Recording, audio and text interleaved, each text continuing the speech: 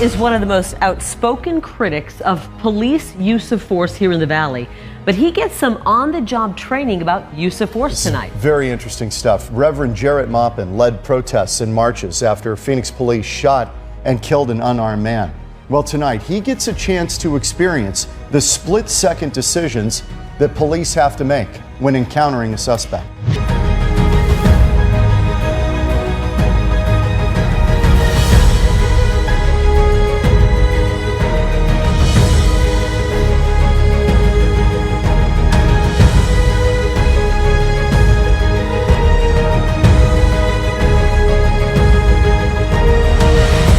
Hayden was right along with him tonight, getting the training as well. This must have been eye-opening. It was a really interesting experience. You know, we've all watched those protests all over the country after police officers are accused of shooting people who aren't armed.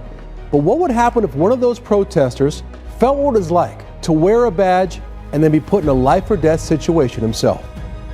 So I'm going to have you put the holster on right inside your belt loop there. Jarrett Maupin gets his weapon. You might recognize him as a high-profile organizer in the minority community. Just last month, he led marches on Phoenix Police headquarters after an officer shot an unarmed man. We want his badge, we want his gun, we want his job. Today, he accepted an invitation to look at things from the other side, agreeing to go through a force-on-force training session with the Maricopa County Sheriff's Office. 3 scenarios where you have to decide to shoot or not shoot. Scenario 1 is a call about a man casing cars in a parking lot. Maupin approaches the man and starts asking questions. What? We have your hand in your gun. You're looking for your vehicle. What kind of car do you drive? We have your hand in your gun. What kind of car do you drive? It's my car, man. Oh. Maupin, the officer, is shot. It happens that fast. At what time did you think that it was time for you to address the use of force that was given? When he came to the back of the vehicle. Okay. And was hiding. You know, I could sense something was wrong. Scenario 2, a call of 2 men fighting. What's going on today, gentlemen? What's wrong with you? What's going on today, gentlemen? What do you want? What's happening here? What's wrong with Back you? up. Huh? What are you doing, man? Hey, he shouldn't approach me. He shouldn't approach me. He shouldn't approach me. He shouldn't approach me. What happened in there? Yeah. What are you doing? You just shot him? Hey, he rushed me. Tell me why you shot. Well, I've shot because he was within that zone. You know, I felt there was an imminent threat. I didn't necessarily see him armed, but he came clearly to do some harm to the officer, to my person. It's hard to make that call. It shakes you up. Again, an unarmed man was shot. Scenario 3, a call about a possible burglar walking down the street. Maupin gets him on the ground. He's not complying. I need you to keep your hands up, sir. For what? Because I need to check that waistband.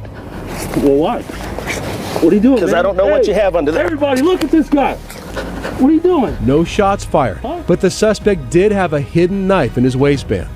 I went through the scenarios too, without seeing what Maupin did. Well, do you have keys, or do you have anything to show me that? Don't worry about it. No, I need to talk to you. Come on out over here. Well, I'm dead.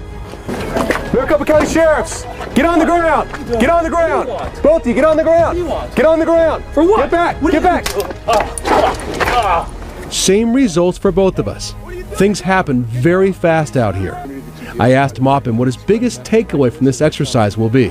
I didn't understand how important compliance was, but after going through this, yeah, my attitude has changed. This is all unfolding in 10 to 15 seconds.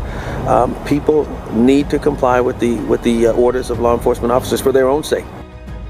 Thanks to the Maricopa County Sheriff's Office for taking us through that today. It was an eye-opener. That's a tremendous admission that Reverend Maupin just made. Right. That you need to comply for your own safety. Right, and he saw it. I mean, he plainly shot a man who was not armed but was coming at him, and he felt, that he was unsafe at that point, that he was coming after him, and he fired. Yeah, and I don't think any officer goes into work thinking, I'm going to shoot and kill somebody today. No. But these interesting, things happen, like the guy coming from behind the SUV, boom, and you're dead. And you are.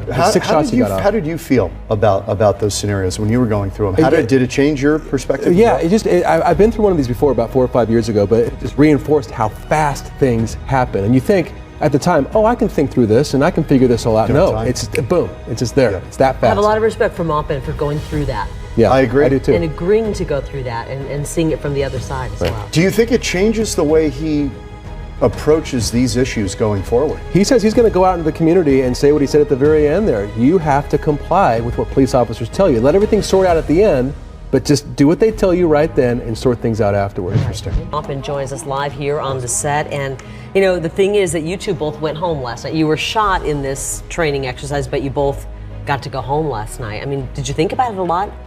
I did. As I reflected on what we went through, the intensity of the situation didn't leave me. It was very eye-opening.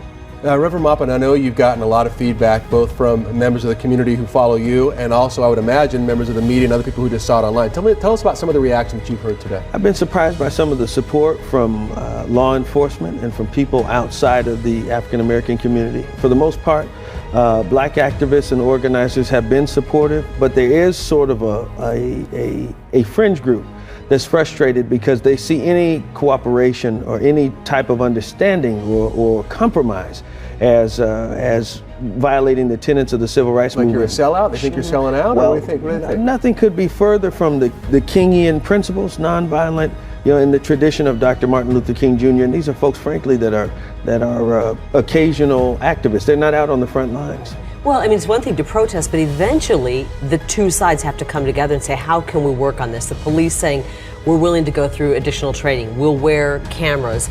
And what is the community willing to do on top? And you were saying, comply. Comply first. Deal with if there's anything done wrong later. Well, that's what the NAACP is saying. That's what President Obama is saying. That's what all of the major mainstream groups are saying.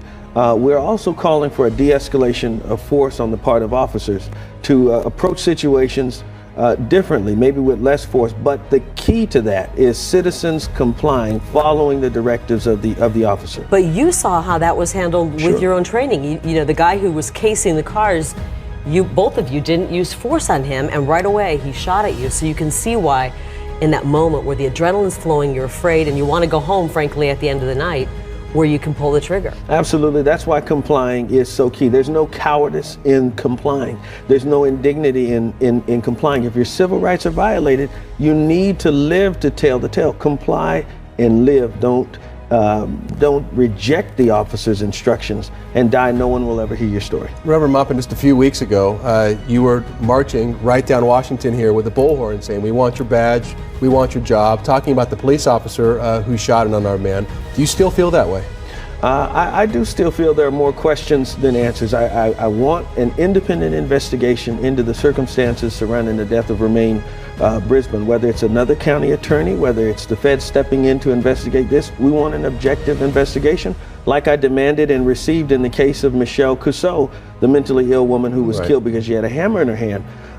But I still want my community to do everything that it's responsible for doing, complying, law-abiding. You know, just because you're black and you have a hoodie on and you're out front of a liquor store doesn't make you a suspect.